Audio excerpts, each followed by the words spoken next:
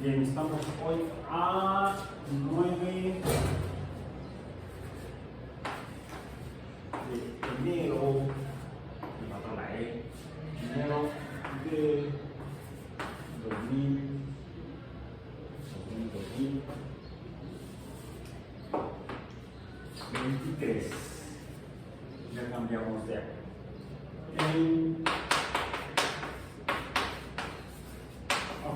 Ecología. Entonces, como decía yo, la última sesión de la semana 10, que estaba programada para el 23 de diciembre de 2022, el tema integridad, sustentabilidad, biodiversidad y bosques no lo pudimos abordar en clase porque me enfermé. Es el tema 3 de la última unidad: integridad, sustentabilidad, biodiversidad y bosques. Y el tema que estaba programado para la primera sesión de la semana 11, el cuarto tema de la última unidad, es la población global, alimento y el medio ambiente. Vamos a integrarlas, vamos a ligarlas en esta nuestra sesión de lunes, que es la corta, porque realmente forman parte de un concepto general que de hecho no está en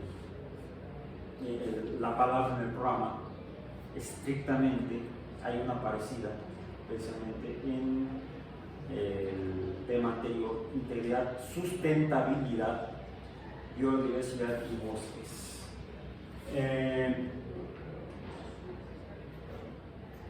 Integridad, vamos a decir.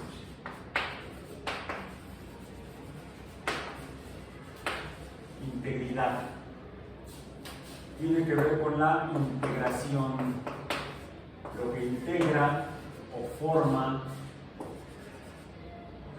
un ecosistema. Y podemos considerar el ecosistema más grande que podemos concebir, conocer, o al menos intentar conocer, estudiar. Ese ecosistema puede ser la misma biosfera de la Tierra. Podemos considerar la biosfera completa como un solo ecosistema. Por diversos motivos, dentro de ellos la mejor comprensión de ese ecosistema nos puede convenir dividirlo en subecosistemas o ecosistemas componentes de ese gran ecosistema que sea la biosfera. Y entonces damos lugar al concepto que ya revisamos hace un buen rato, casi al principio del curso y a lo largo del curso, que es el de los biomas. Los biomas son ecosistemas que vimos que se definen geográficamente en función de cómo opera la Tierra como planeta. Como planeta es un cuerpo astronómico que se encuentra en órbita alrededor de otro cuerpo astronómico. Un cuerpo astronómico que no emite luz visible, sino que recibe la luz visible de un cuerpo astronómico que sí emite luz visible, que es una estrella.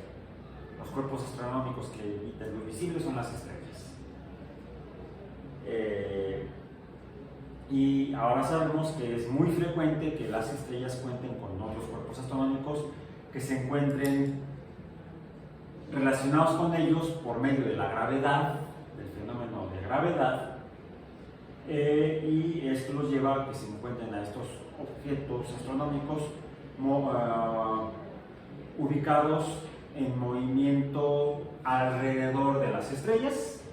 Alrededor de una estrella hay esos cuerpos que si son cuerpos que no emiten luz visible y que se mueven alrededor de una estrella y son el principal cuerpo y prácticamente han limpiado su trayectoria de movimiento orbital alrededor de la estrella, son reconocidos o llamados planetas. La Tierra es entonces un planeta. Por eso digo la Tierra como planeta, que es un cuerpo astronómico que orbita una estrella en una galaxia del universo, de nuestro universo. Cuenta con propiedades planetarias que ya hemos descrito, incluso podemos decir geográficas, como el hecho de que es esférico debido a que su masa es tan grande que la misma gravedad hace que tome forma esferoide o esférica. Sus principales componentes son materiales sólidos, digamos rocas. Es un planeta rocoso, porque también hay planetas cuyo principal, la materia que los conforma se encuentra en estado físico de agregación gaseoso, no sólido sino gaseoso.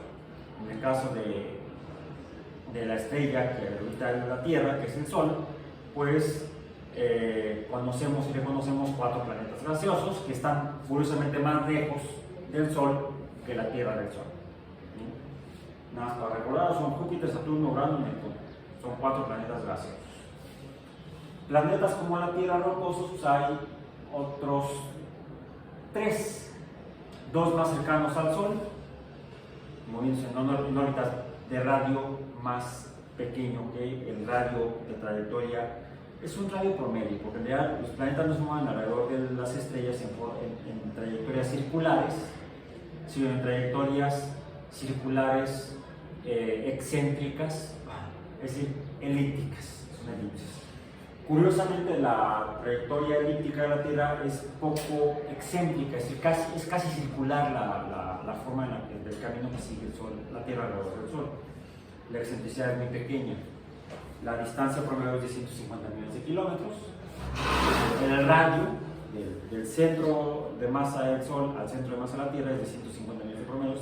El radio promedio, si fuera un círculo.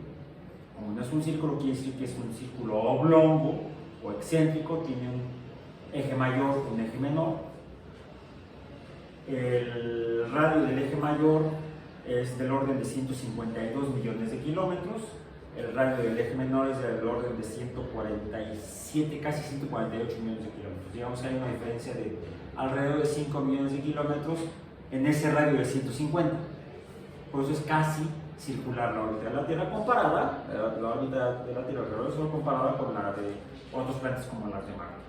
Marte es un planeta que tiene una trayectoria orbital más excéntrica, más elíptica que la de la Tierra. Sin embargo, esa diferencia de distancia o de radio de la Tierra al Sol no hace gran diferencia. O sea, de esos 5 millones de kilómetros, de 147 a 152 millones de kilómetros, no hacen gran diferencia en la cantidad de energía que recibe la Tierra del Sol.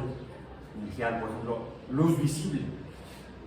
Prácticamente es despreciable la diferencia de luz solar que recibimos cuando estamos más cerca, que por cierto fue hace 5 días, el 4 de enero, ¿sí? Cuando estuvimos más cerca del Sol. A esa distancia a ese radio se le llama perihelio. ¿Y ustedes sintieron algo? ¿Sintieron que estuviera más caliente el día? No, al contrario, estuvo más frío. Y mucha gente piensa que cuando está más cerca entonces recibimos más luz del Sol y entonces se calienta más la Tierra. No es tanto realmente, comparado a cuando estamos a 152 millones de kilómetros. Esa distancia mayor, ese radio mayor se llama afelio, el cual va a ocurrir este año alrededor del 4 o 5 de julio de este año. Cuando llegamos a 152 millones de kilómetros de lejanía del Sol.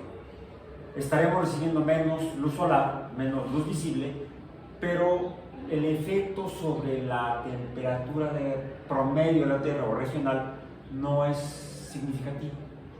La principal diferencia se debe al hecho de que el eje de rotación de la Tierra, que es otra propiedad que tiene la Tierra como planeta, es una esfera que está girando sobre un eje. Este eje sería el eje polar, y alrededor de este eje polar la Tierra rota en dirección de, sería el este sería el oeste, la rotación es de oeste a este. Por eso es que debemos salir al Sol del este. El Sol estaría allá, vamos a decir. la luz del sol llega hacia acá, y cuando está inclinado así, y la Tierra, y en esta posición respecto al sol, pues en esta parte que sería el polo norte, sería el polo sur, en esta región estaría llegando más cantidad de luz por unidad de superficie. Es, vamos a decir, energía sobre área. Y esto es energía sobre área, es algo así como, lo puedo medir como, y también entre tiempo, por tiempo. Y esto es algo que sería proporcional a la, llamemos de potencia. La potencia energética que recibe la Tierra depende del área a la cual está llegando esa energía luminosa. Entonces aquí llegaría más energía que acá. O sea, si esta energía estará distribuyéndose en un área mayor. Sería mayor esta área, esta es mayor que esta. Al ser esta área menor a la que llega la misma cantidad de energía, aquí la potencia es mayor, aquí la potencia es menor. Aquí la temperatura es mayor, aquí la temperatura es menor. Entonces aquí estaríamos en verano, en el hemisferio norte, temperaturas más altas, aquí estaríamos en invierno, temperaturas más bajas en el hemisferio sur. Y esto sucede entre alrededor de junio, alrededor del 20 de junio, 20-21 de junio, el solsticio de verano. Es cuando estamos en esta posición y llega más energía luminosa, más luz al hemisferio norte. Y es el verano en el norte, pero es el invierno en el sur. Las temperaturas en el hemisferio sur son bajas entre junio y octubre más o menos, que sería el verano del norte, es el invierno del sur.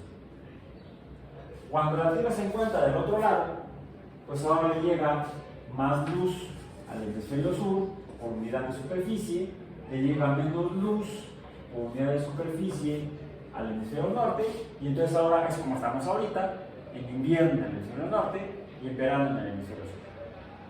Entonces las temperaturas se deben no a la distancia o el radio al Sol, de la órbita, el radio orbital al Sol, sino por la incidencia de luz sobre unidad de superficie.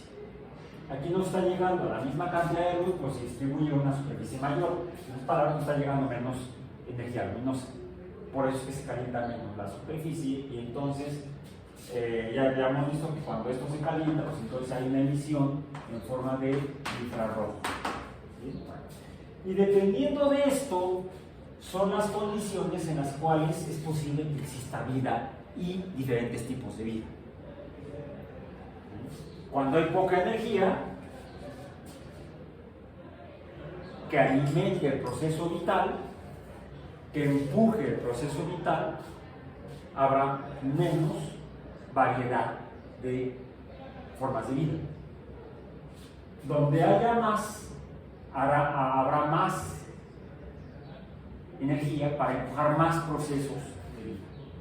Por otro lado, el hecho de que la Tierra sea esférica hace que en los extremos sur y norte, en todo ese periodo anual de verano a invierno a verano, pues en el norte y en el sur siempre llega poca cantidad de energía.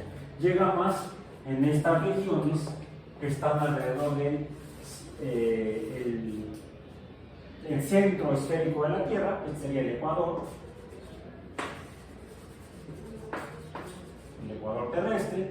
Podemos dividir el camino aquí con otras líneas.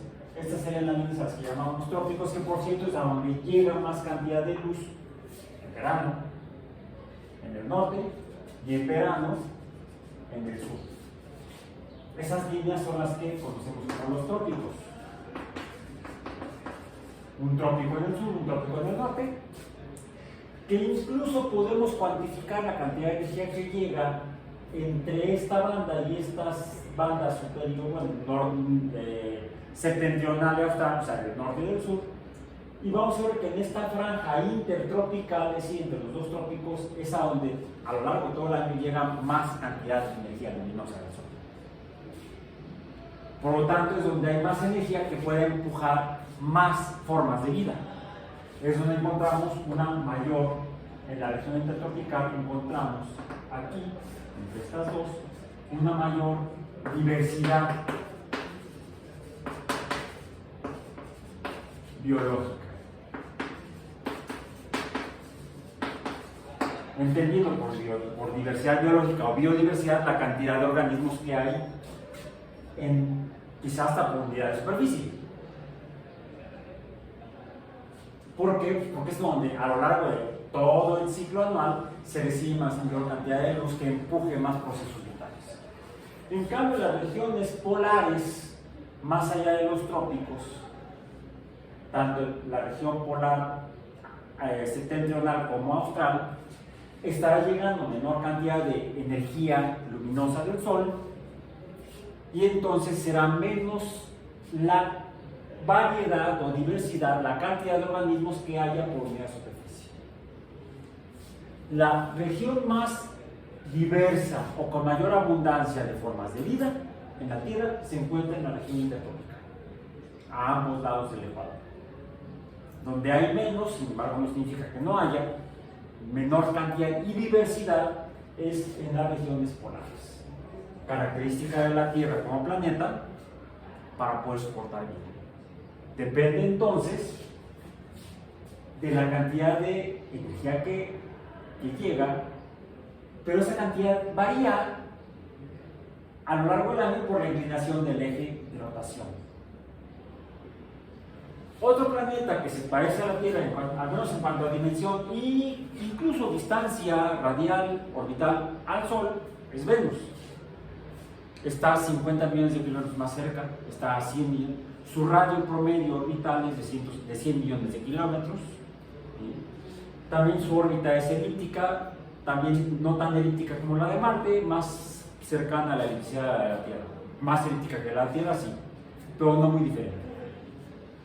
Su dimensión física, el tamaño de Venus es muy parecido a la Tierra, es un poco más pequeño en cuanto al radio planetario, ¿sí? Su diámetro, su volumen es muy parecido.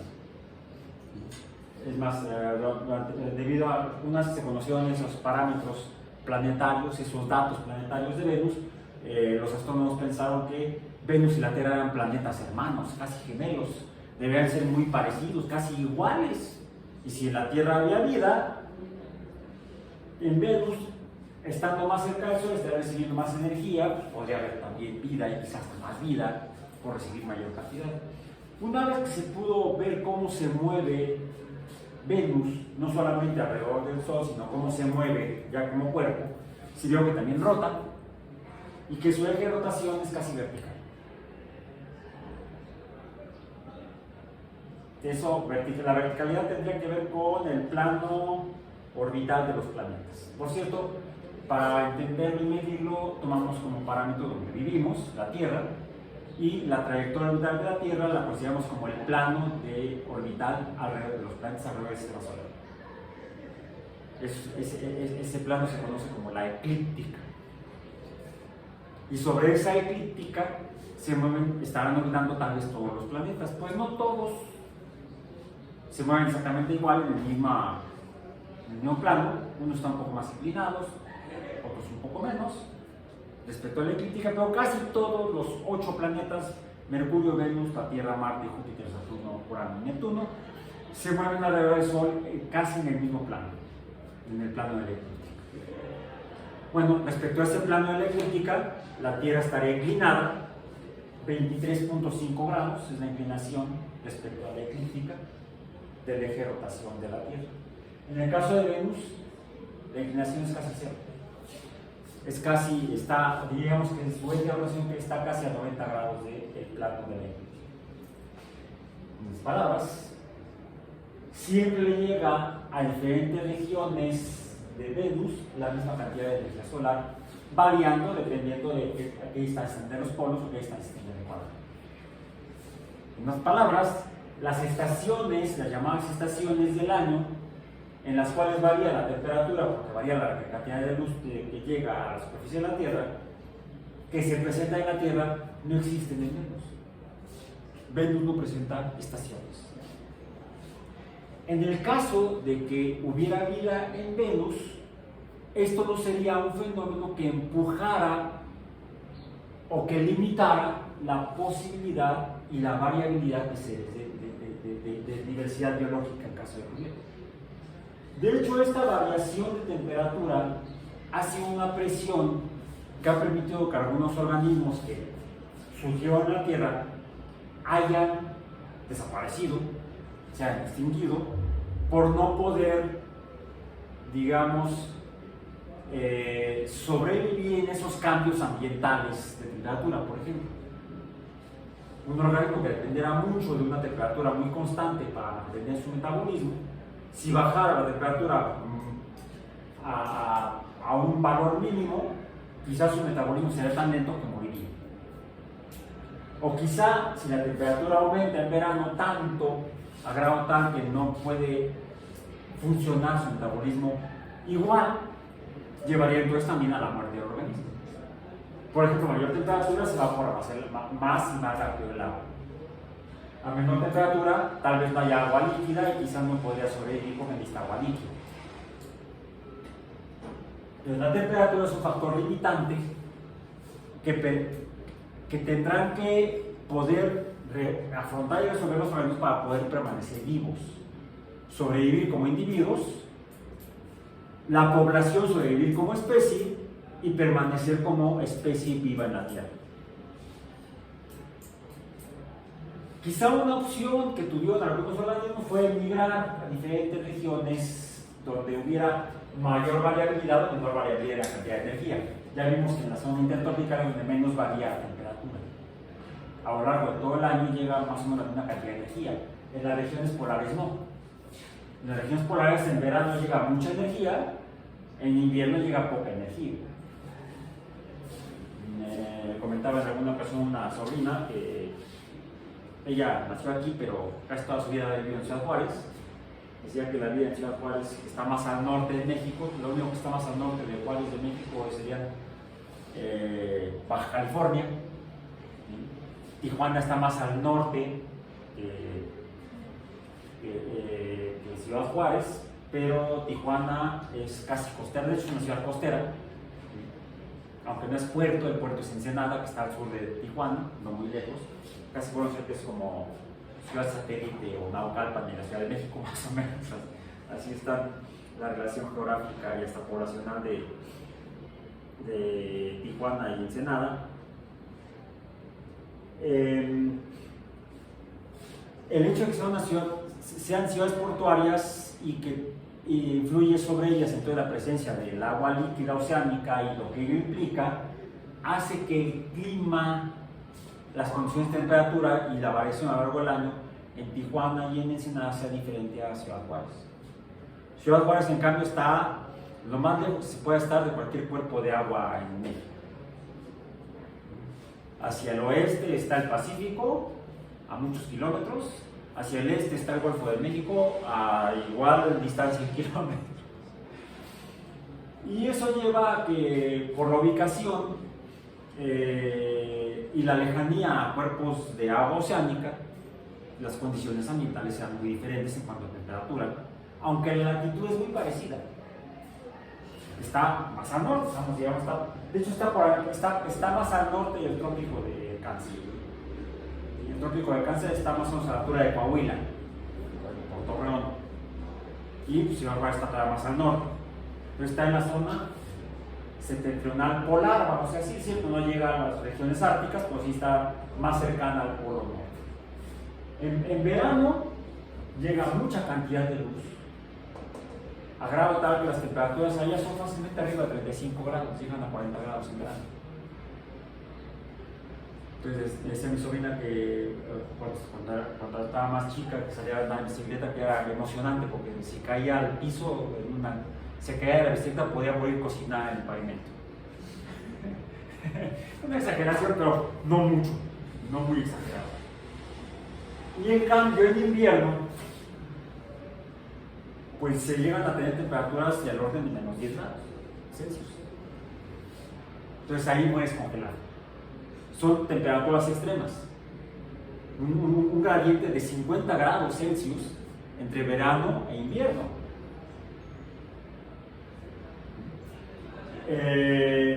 Y los organismos tienen que sobrevivir en esa variación de temperaturas, tanto en verano como en invierno, a lo largo de los 365 días. Si no pueden emigrar, tienen que vivir ahí. La selección natural ha hecho que algunas especies se han extinguido y otras hayan permanecido. La selección natural, que no es más que algunos organismos tienen algunas funciones bioquímicas y fisiológicas que les permiten aprovechar los recursos que están en el lugar, en el ecosistema, y funcionar a pesar de estos cambios físicos e incluso químicos también, estacionales, y entonces permanecen como especies en esas regiones. Donde la vida es más tranquila, en la región tropical, voy por la vereda tropical, dice la canción. ¿Sí? Dicen que en el mar la vida es más sabrosa, y bueno, en el mar depende de dónde. Si estamos en el océano Ártico, no es más sabrosa que si estamos, por ejemplo, en el mar Caribe. Porque no es que haya mar o no, es la temperatura, principalmente.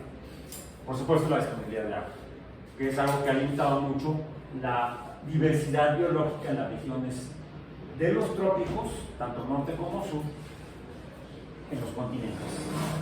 Ok, entonces, de eso depende la diversidad biológica, de las propiedades planetarias de la Tierra. En el caso de Venus sería muy diferente, porque no habría estaciones. Sería ya más tranquilo, menos variación. Una vez, si vivimos en la zona intertropical, ya la hicimos en Venus.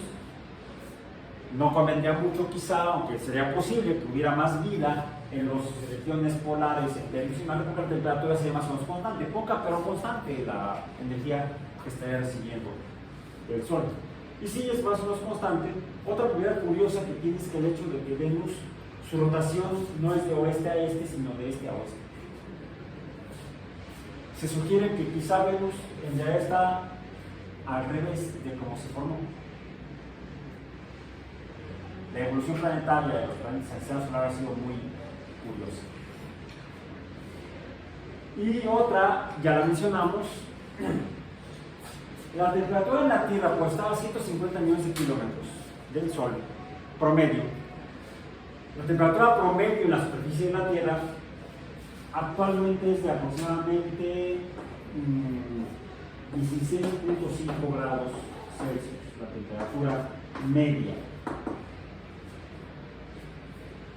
Hace 100 años era de 15, ha aumentado grado y medio, más o menos. Aún así, la temperatura debe ser menor por la cantidad de luz que recibimos y se distribuye en la Tierra. Llega aquí, se calienta, pero de este lado se emite como infrarrojo, se enfría. Y eso, junto con la distribución de energía en la esfera, pues da lugar a una temperatura promedio de entre 15 y 16 grados Celsius.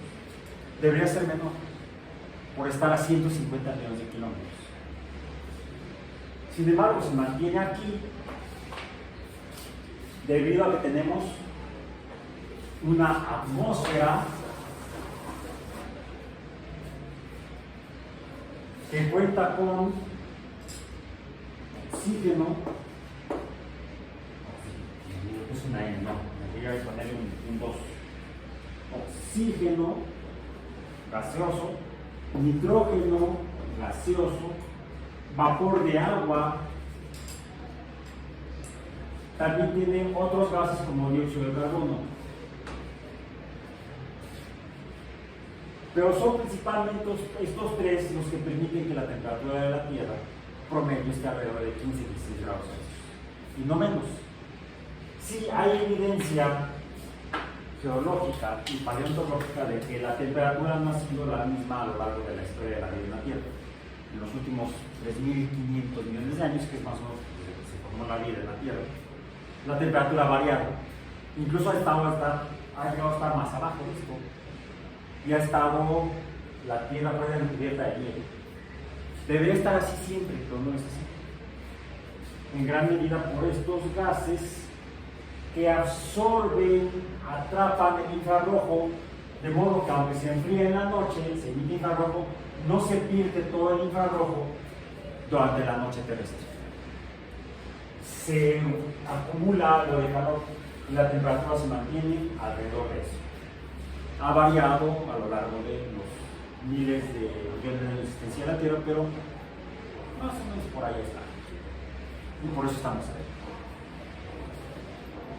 En Venus, la atmósfera es principalmente dióxido de carbono, dijimos. En el caso de la Tierra, esto es 70 y tantos por ciento, 20 y tantos por ciento, el otro restante son todos los demás, incluido el dióxido de carbono. Ya hemos hablado de la cantidad de dióxido de carbono, cómo ha variado y cómo la estamos variando actualmente.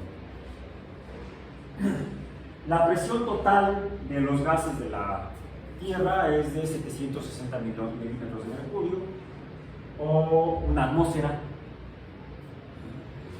1013 milibares o 1.013 bares, mientras que la de Venus, el 90% es dióxido de carbono, ya lo hemos mencionado, y la presión es de 90 atmósferas. El dióxido de carbono absorbe más infrarrojo que estos. Por eso es que, aunque la Tierra y Venus deben ser muy parecidos, a pesar de los 50 millones de kilómetros, sí será un poco más caliente Venus, por estar 50 millones de kilómetros más cerca. Es mucho más caliente y no se debe a la distancia, se debe a la presencia y abundancia de dióxido de carbono. Ya lo hemos mencionado, la temperatura promedio de la superficie de Venus es de 460 grados Celsius. Y eso es lo que muy probablemente evita que haya hoy en día vida en Venus. ¿Hubo vida en el pasado? Pues no lo sabemos. Porque la temperatura en Venus también ha variado en estos 4.500 millones de años que tiene el sistema solar. Ok. Entonces, las propiedades planetarias son las que definen y han definido a lo largo de la evolución de la vida en la Tierra la diversidad que hay en diferentes regiones. Pero hace aproximadamente 300.000 años surgió una especie en un continente, se formó por evolución, por selección natural, apareció la especie Homo sapiens.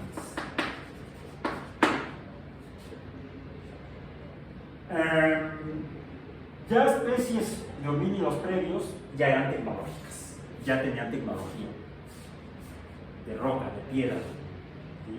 Homo sapiens también llegó a la misma tecnología. Pero desde entonces hemos pasado, desde hace aproximadamente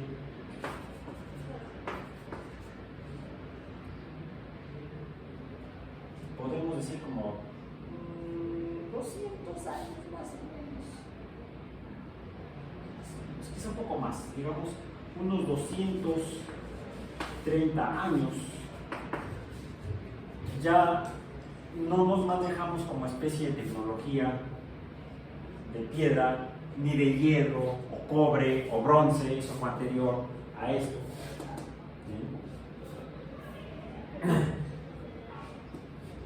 Tenemos una tecnología térmica,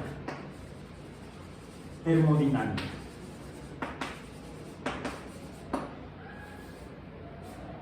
En la cual utilizamos carbón más oxígeno para obtener energía para mover la vida humana en la Tierra, pero también se produce CO2.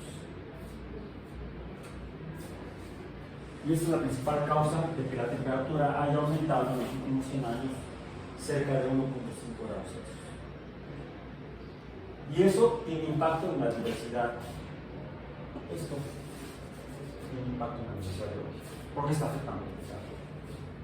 No solo está afectando la temperatura atmosférica, sino la temperatura oceánica también. Por otro lado, mencionamos también que el CO2 se disuelve en el agua y produce H2CO3, el cual se disocia a H más COHCO3, y este H es lo que provoca acidificación de los cuerpos de H, ya hemos hablado de ello. Y eso está impactando la diversidad biológica. Finalmente, de esta diversidad biológica depende la supervivencia del mismo Homo sapiens. Cuando los recursos, cuando los factores bióticos dejan de ser factores y pasan a ser, ya mencionamos, recursos bióticos. O sea, ya los usamos intencionalmente para nuestra supervivencia y nuestro beneficio de alguna manera. Pero ese intento de usarlos para nuestro beneficio también estamos provocando perjuicios. Aumento en la temperatura y acidificación oceánica.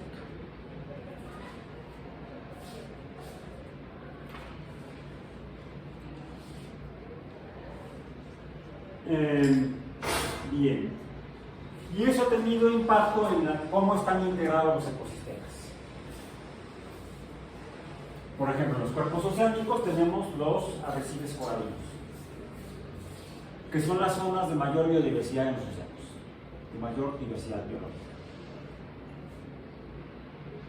Y un elemento fundamental biológico, biótico de los arrecifes coralinos son precisamente los arrecifes, que son gravemente impactados por el aumento de la temperatura y por la acidificación oceánica.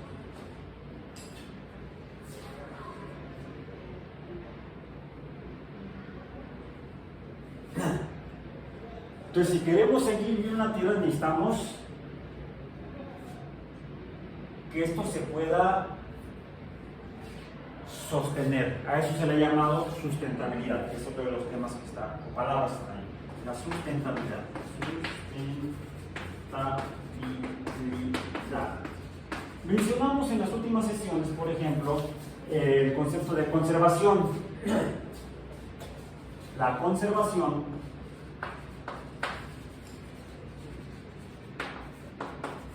que fue uno de los principales motores para la creación de los parques,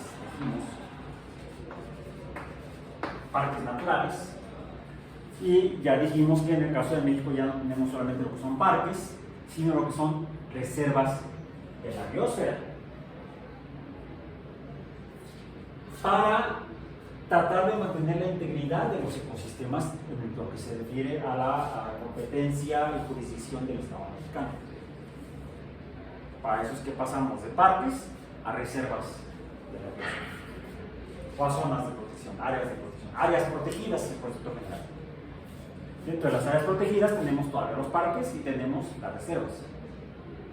Tenemos otros sistemas u otros componentes de ese sistema que busca ya no solamente la conservación, sino que se pueda seguir utilizando los recursos naturales para sustentar la vida humana en el territorio nacional, la jurisdicción del territorio nacional e incluso en la tierra. Porque algo que no existe a nivel nacional es una atmósfera, o incluso una biosfera. La biosfera es global. La atmósfera es global y la atmósfera se mueve, la masa gaseosa de la atmósfera y su composición se mueve sobre toda la superficie de la Tierra y no solamente sobre el territorio de cada país. Lo que emitimos por combustión en el norte de México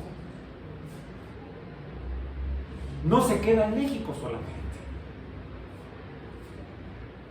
Lo que se produce ya no por combustión, sino por fenómenos geológicos, por ejemplo en el norte de África, no se queda en el norte de África.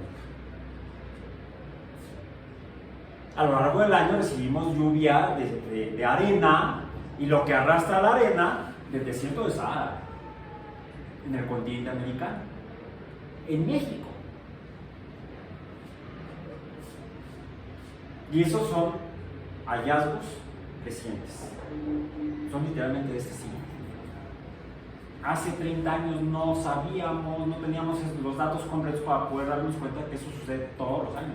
Sí, ya sabíamos desde hace más de 50 años que los huracanes que pegan en la costa del Atlántico mexicano, Mar Caribe, Golfo de México, pues se forman por fenómenos térmicos en el norte de África. En el verano del hemisferio norte, el norte de África, que está por encima del Ecuador, y la mayor masa continental de África está en la región tropical entre el Ecuador y el Trópico de Cáncer, es ahí donde se encuentra el desierto del Sahara, pues recibe una gran cantidad de radiación solar, se calienta el suelo del desierto, y ese calor se emite a los gases de la atmósfera, estos se hacen menos densos, y esa diferencia de densidad es la que provoca la formación de depresiones. ¿Por qué depresión? Porque disminuye la presión atmosférica. Depresiones en la región tropical de Cáncer, depresiones tropicales. Y esa masa, la Tierra está rotando para allá, los gases de la atmósfera rotan junto con la Tierra, pero más despacio. O sea, el aire que tenemos aquí no va a estar aquí cuando la Tierra está rotando hacia el este, hacia el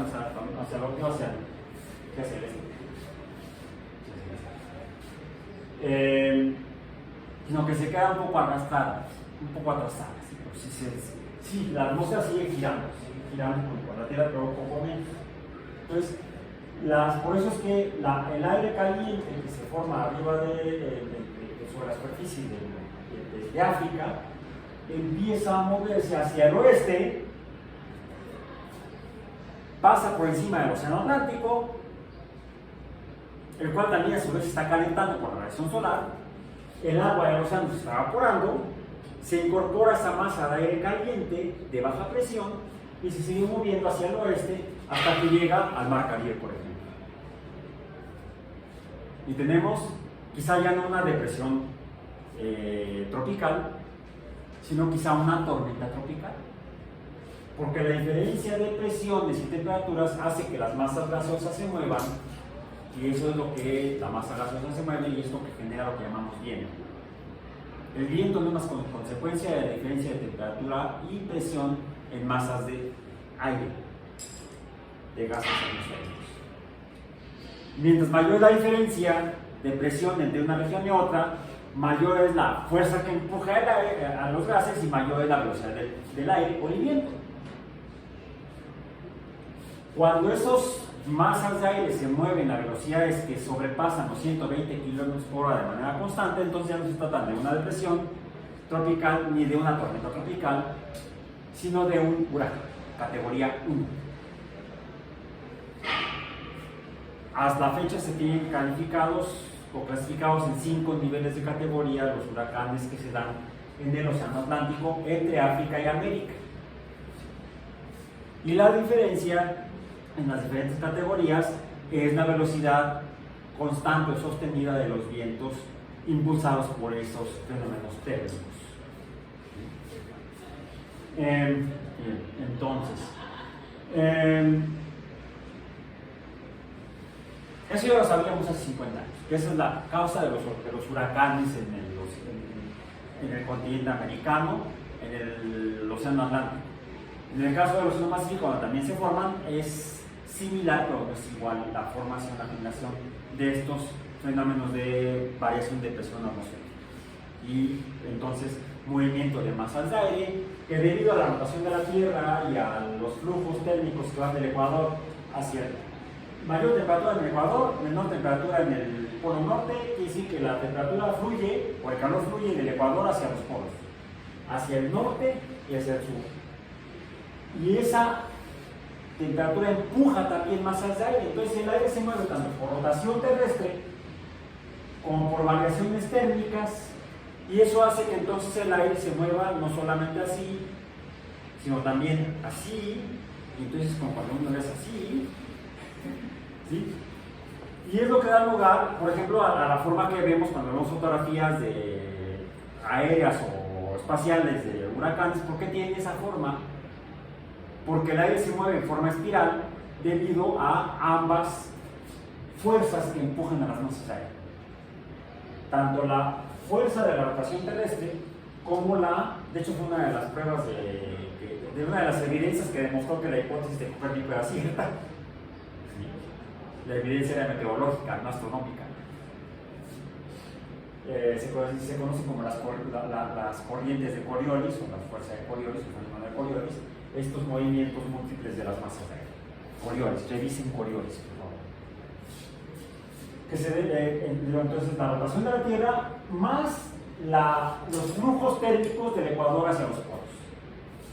Eso debe hacer que uno suponga que si el mismo fenómeno ocurre en el hemisferio sur, que también ocurre, y también ocurre en el Pacífico, y también ocurre en el Índico, aunque hay variaciones dependiendo de la geografía de cada región, la rotación de los huracanes en el hemisferio norte y en el hemisferio sur debe ser en direcciones distintas. En un hemisferio serán en el sentido de las manecillas del reloj, y en el hemisferio opuesto serán en el sentido opuesto a las manecillas del reloj. Revisen el dato, por favor. Cómo se mueven los vientos en el hemisferio norte y cómo se mueven los vientos en el hemisferio sur. Porque todos esos fenómenos meteorológicos a su vez son presiones a la biodiversidad. Los organismos que vivan en los trópicos, por ejemplo en el trópico mexicano, del Mar Caribe, tendrán que sobrevivir a esas tormentas tropicales, a esos fenómenos meteorológicos termodinámicos.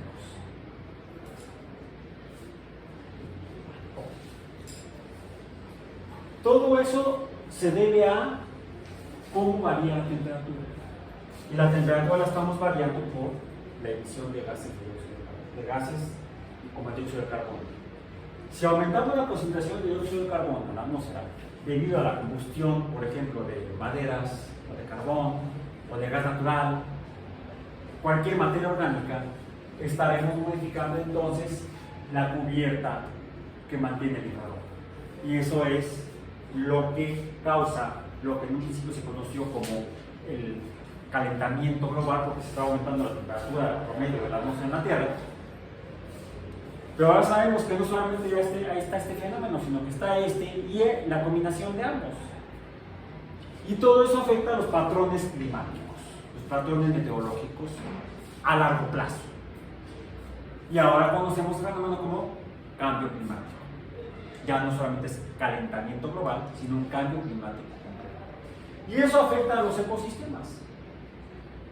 Es por eso que ya no solamente podemos quedarnos en el concepto de conservación de los ecosistemas, sino cómo lo hacemos para que esta integridad no se pierda o se recupere. Tenemos que pasar de la sustentabilidad, que es cómo la hacemos. Hemos tenido sustentabilidad por 300.000 años, el Homo sapiens, mediante el uso de tecnología. Hemos sostenido nuestra especie e incluso a partir de hace unos 5.000 años nuestras civilizaciones. Y desde hace poco más de 200 años, nuestra actual vida y nuestra actual civilización tecnológica termodinámica. Pero los efectos de la civilización tecnológica termodinámica sobre los ecosistemas está transformando la integridad de manera importante. Por lo cual ya no hablamos solamente de sostener a la vida humana y a los ecosistemas, sino de hacerlo no sustentable, sino sostenible. La sostenibilidad implica la conciencia y la administración sí, de los recursos naturales, no solamente para quienes estamos ahorita vivos, sino para las futuras generaciones. Porque lo que hagamos hoy va a impactar mañana y dentro de 50 años. Estaba viendo estos días un video que hay, búsquenlo, googleenlo así.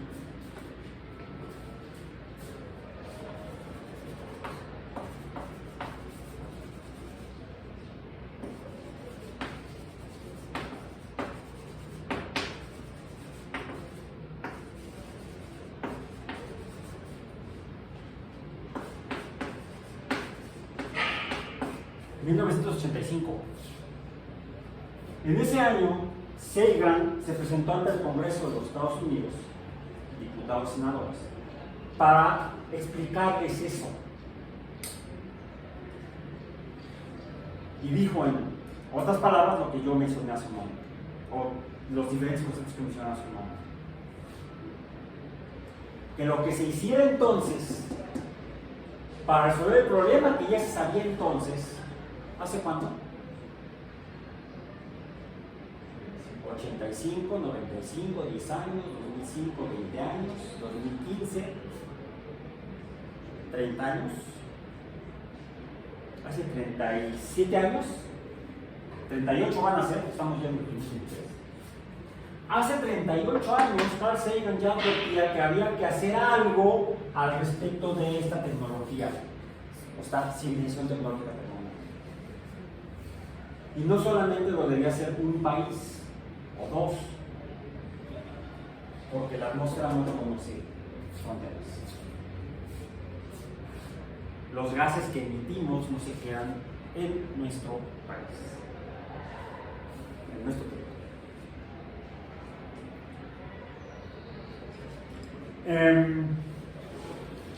Y para terminar, algo más que mencionó Sagan y lo publicó en ya no de la pasó publicado, que se murió antes de que saliera el libro. El libro se titula Billions and Billions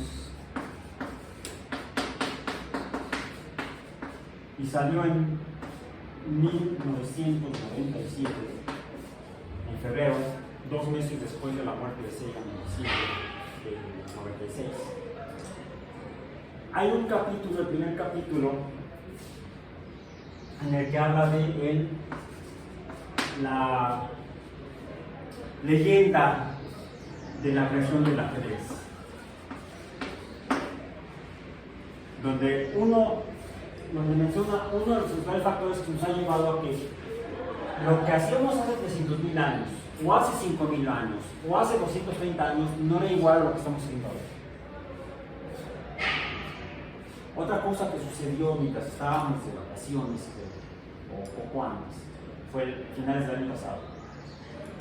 Cuando Sagan publicó este libro, en 1997, había en inglés, en matemática gringa, había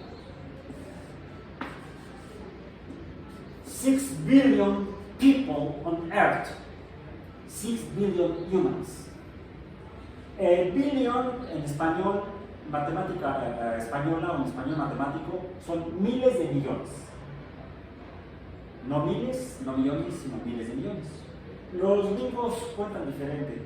Hablan de thousand, million, y la siguiente tríada ya son los billions. No, para nosotros somos miles de millones. De hecho, el libro en español se llama Miles de millones. Está en el material que tenemos en el sitio. Vean ese capítulo. Y vean la introducción donde dice que el libro se lo dedica a su hermana, a Cari, y le pone una entre 6.000 millones. En 1996, el año anterior para la producción, en 1996, 6.000 millones.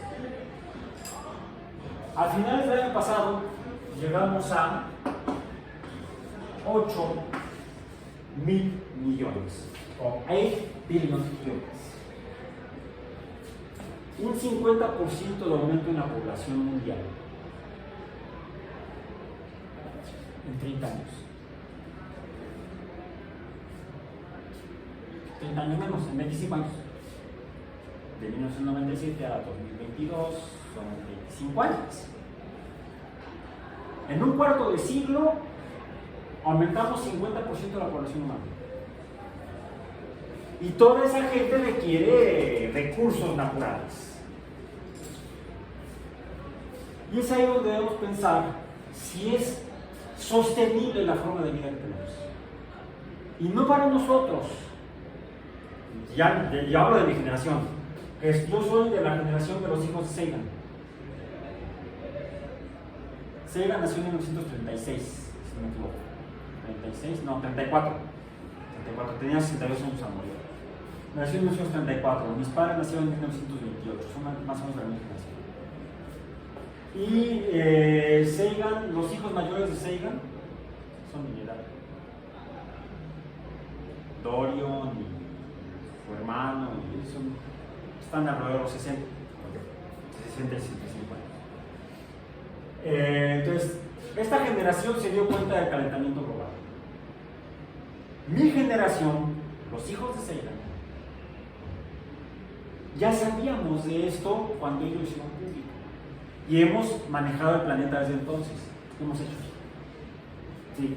Vi por hace poco un TikTok de Neil Tyson, que es de mi generación, es 3 años mayor que yo. Nació en el 58. Y se ve que está con unos muchachos universitarios, como ustedes, allá en Estados Unidos, y los saluda y dice: hola, ¿cómo están? Pues tengo que decirles algo. Mi generación arruinó su planeta. Continuando lo que estaban haciendo de manera inconsciente las generaciones anteriores, era inconsciencia eso. Apenas de 1960 para acá lo hemos hablado. Ahora que el caso nos dijo: la estamos jodiendo. La generación de Sega estudiaron y se dieron cuenta, pero otros intereses no hicieron caso e impidieron que el resto de la población humana hiciera caso a las advertencias de Sega y sus colegas. Y otros nos hicimos tontos o medio pendejos, o no sé por qué no actuamos como debíamos, y otros se convirtieron en cómplices de esos que ocultaban ese mensaje o lo retorcieron. Y estamos ya aquí. Y además, afectando la integridad de los ecosistemas. Ya no solamente para las futuras generaciones, sino para las actuales generaciones. Nuestros hijos, los nietos de Sagan, vamos a decir, ustedes serían los nietos de Sagan. Mis hijas, los hijos de Dorion y sus hermanos. Son de su generación. Y algunos ya están siendo padres de familia. Los un poco mayores a ustedes, o quizás algunos compañeros de ustedes ya tengan hijos. Y estamos tomando sus recursos. Oye, la sostenibilidad es el manejo de los ecosistemas, la administración de los ecosistemas, que como decía por ahí una tradición norteamericana, de los nativos norteamericanos, no heredamos la tierra de nuestros padres, la tenemos prestada de nuestros hijos. Nos vemos el miércoles.